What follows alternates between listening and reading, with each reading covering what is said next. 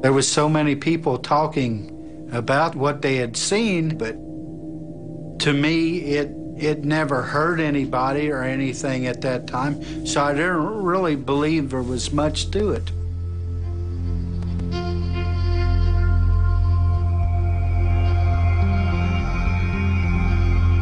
I would go to Roger and say, look, if you don't see it, that's fine. If you don't believe it, that's fine, but I need you to listen to me because I'm afraid. Well, I didn't want to see him so upset, but I didn't know what else to do other than tell him I don't think there's anything to it. I was never able to get over that night. You know, seeing little things happen here and there, those I could shake off, but that night was like just extremely terrifying. And I could not get over that.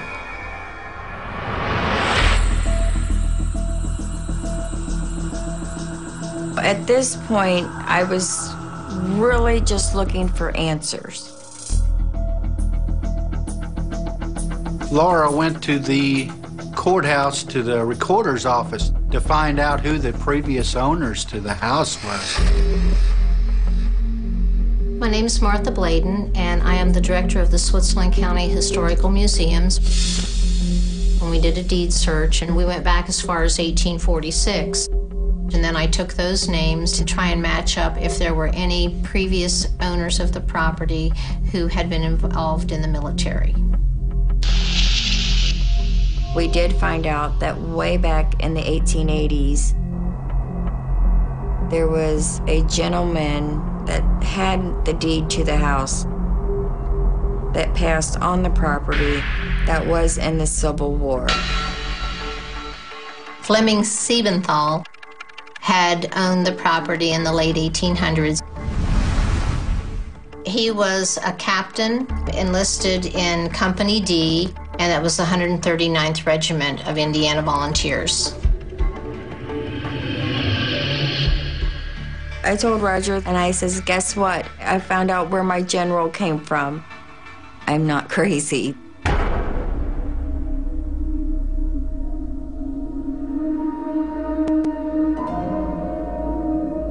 I didn't believe that the ghost that wears the Army uniform into being this captain. That's a very odd thing, but nothing really that amounted to anything, I don't guess.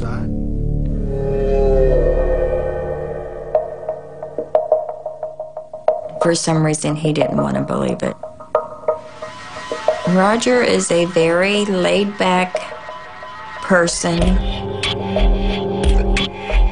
If things are too far-fetched, he doesn't grasp that. I would tell him, Roger, I'm seeing things. Amanda's seeing things. The dogs are seeing things. It's right here in front of you, and you try to say it's something else. Why won't you believe it? You know, I'm not sure why he didn't want to believe it.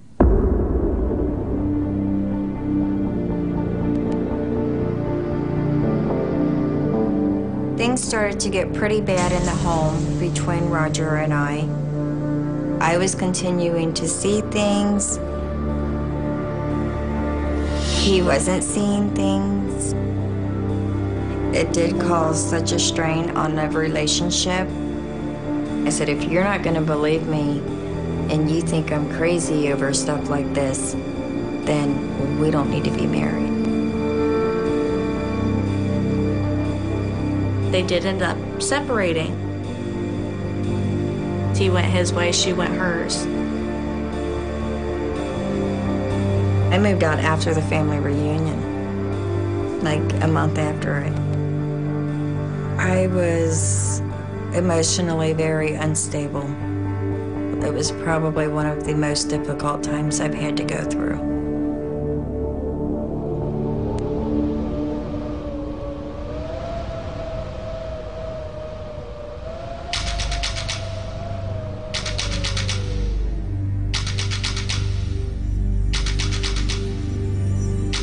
He says, I want you to come home.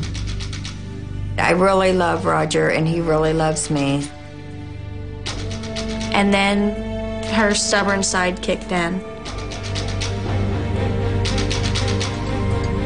And she decided, you know what, this is my house. I was like, you know, I'm not gonna let some ghost that's already dead and should be gone run me out of my home. I wasn't leaving. I tried to live a normal life, but the tension was building. Me and my girls were playing a game, and Princess started barking just non-stop, barking at the wall. Her hair was standing up as she was barking and growling. We didn't know what she was barking at. I thought maybe she's barking at the welcome signs, so I moved the welcome sign. I looked on the wall where Princess was barking.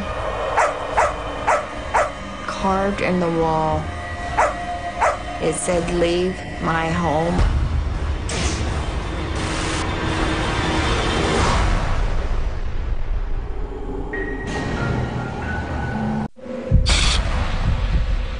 Tales of the Haunted. Just over an hour from the Satterfield home is the Auto Printing Company of Newport, Kentucky. Employees have heard phantom voices and seen shadowy apparitions moving through walls in the basement. The Northern Kentucky Paranormal Society discovered the 150-year-old building was once part of a vast criminal syndicate.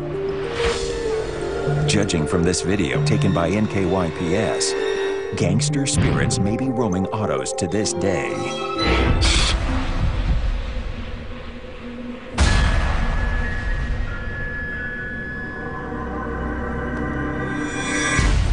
I looked on the wall where Princess was barking. Carved in the wall, it said, "Leave my home." It was pretty plain as day right there. I just was terrified.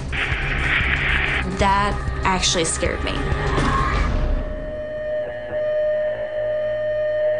Needless to say, Amanda and Danielle freaked out. I didn't know what was going on. I was just scared and wanted out of the house. It scared them so bad that it took Amanda a long time to go upstairs again. And I looked at Roger and I said, "Now do you believe me?" I mean, I needed him to believe me. To see that, I was shocked. There ain't no way I couldn't disbelieve them. Roger actually, he says, maybe there is something here. She said, "See, it's true." I said, "Yes, I agree with you. It's there, whatever it is." Obviously, something does not want us here. So, is it going to start hurting us because it doesn't want us in its house? What do we do now?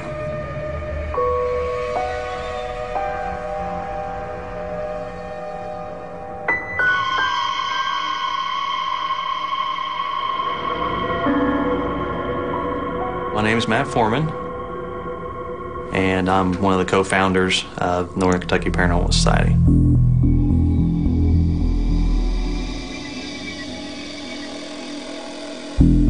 We started up roughly 1 year ago, and we've been able to help out in the community quite a bit with the services that we have.